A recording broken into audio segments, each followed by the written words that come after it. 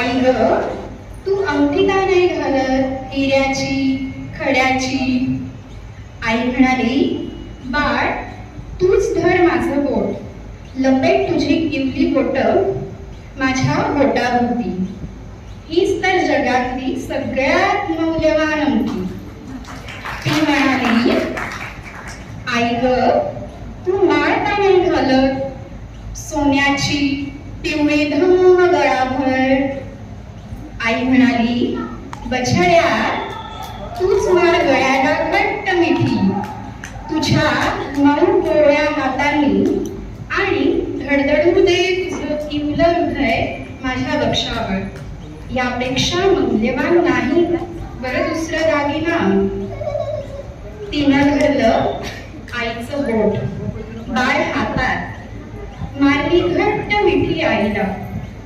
ओसंडत राहिले पांढरे शुभ्र मोती आईच्या पापण्यातून तिच्या काळ्याभोर केसांवर.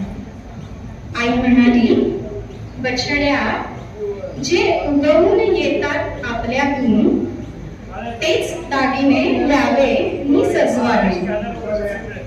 दुसऱ्या झाडाची फुलं माळून एखादं झाड सजल्याचं एकही उदाहरण विश्वाच्या इतिहासात नाही.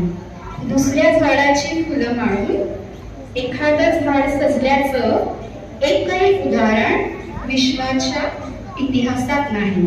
धन्यवाद.